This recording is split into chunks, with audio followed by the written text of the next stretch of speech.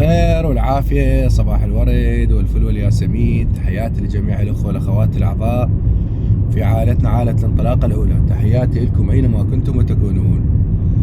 اليوم حبيت أسوي موضوع توعوي للأخوة اللي تنقصهم من الخبرة ومن المعلومات، من يصير لهم فد موقف أو حادث لا سامح الله ما يعرفون يتصرفون به. أنا ذكرت بمنشور سابق أنه الشخص إذا تعرض لحادث بمكان، شارع، داخل منطقة غيرها، مو كل الناس مثل أخلاقنا. يجوز أنا إذا تعرضت الحادث ما راح أنزل أتعارك وأتضارب أو غيرها، رد فعلي يصير بناء على الفعل اللي يطلع من الشخص المسبب، سواء من عندي أو غيري. أول فقرة صار عندي حادث مرة، أول ما نزلت قلت له أهم شيء أنت سالم، ما بيك شيء؟ قال ما بيك شيء. قلت له الباقي سهلة، فدوة، هذا نتفاهم عليه، مو فد مشكلة، والحمد لله شكر طلع ضرر بسيط ماكو مشكلة. والرجال هم ما قال شيء، الحمد لله على السلامة وغيره،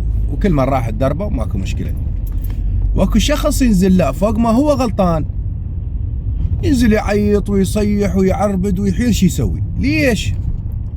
يشوف المقابل يقدر يهزه بهاي السوالف. اذا قدر يهزه ويخوفه، الصياد راح يصير فريسه. مثلا فوق ما هو معتدي على حقوقي ومأذيني وضاربني، انا راح اخسر له فلوس التصليح، بينما هو لا، يمكن اذا تجيبوها مخطط مروري يوقع عليه الضرر. خلينا نقول المسبب الرئيسي يطلع هو بنسبة 70-80%. المهم وزارة الداخلية العراقية كان قبل رقم النجدة 104 على ما اتذكر. خاف واحد يحتاج حاجة، مثلا يصير له حادث شيء، يتصل على النجدة.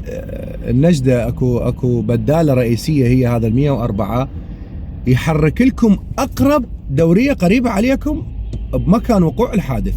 مثلا انا بصليخ، منطقة صليخ بغداد، صار لي حادث، اتصلت راح يدزوا لي اقرب دورية مرابطة، يشوفوه بسرعة يجون.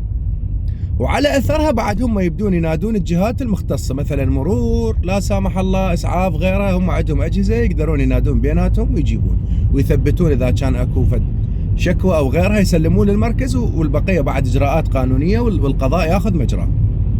هسه حاليا خصصت وزارة الداخلية رقم 911 911، هذا مشتغل على مدار 24 ساعة بالوزارة وشامل كل الارقام. مثلا من اريد نجدة اني اتصل عليهم واقول لهم انا هيك وش تعرضت الحادث، اكو ناس مختصين يحولوني على القسم اللي له علاقة بالموضوع اللي صار وياي. فيا اخوان لا تتهاونون اي شخص، احنا هذا نمشي بشارع كل شيء يصير، ولا تقولون واحد منكم يحكي كلاوات ومركز وما ادري شنو. والله العظيم انا مراجع مراكز، وبحكم عملي اني تدرون تجينا هوايه ناس، هذا يدام بفلان مكان فلتان مكان، فيجي يسولف لي. وبحكم اني همين كنت اراجع بالمراكز، صارت عندي قضيه سهله وشفت حوادث مال سيارات، الشخص اللي نازل يصيح ويعيط ومعند وما يقبل يطي ولا فلس. اجى اتفق وسوى مخطط والمخطط عليه وقال له بس لا توديها للمركز، انا راح اصلح لك، وغلس ما صلح، رجع فعل القضيه وقام عليه دعوه. والله العظيم اجى يتوسل بي، جابه جره للسجن.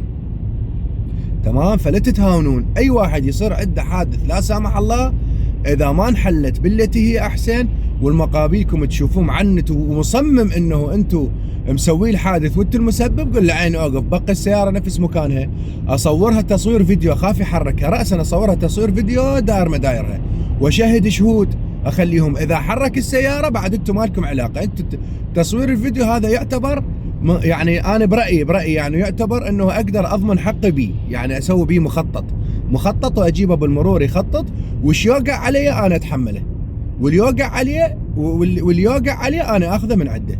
اذا هيك شخص، ولا حد يقول غرامه حرام، ما له علاقه. الحرام واحنا مو كل شيء نحلل ونحرمه بكيفنا.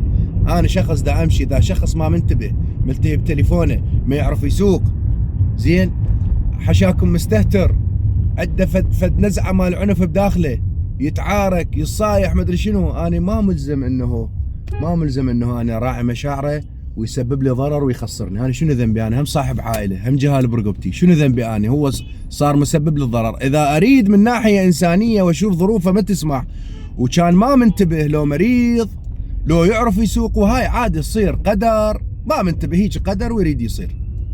اكو فرق بالدايخ مثلا لا سامح الله ضغطه صاعد، حالته الصحيه تعبانه، طالع مثلا يمشي بسرعه، اذا عنده في الظرف طارئ يريد يوصل مستشفى غيرها، هذا بحث اخر، هذا اتعامل وياه بجانب انساني. بس اما كل شيء ما عنده ملتهي بالتليفون، لو قاعد يتمضحك ويخابر وما منتبه، لا والله هذا انا عن نفسي اخسره اذا سبب لي ضرر اخسره، ما بيها شيء. هاي تستشرعون بيها يوم كان من كان شخص سبب لي ضرر هو يتحمل نتيجه الضرر اللي سببه الي.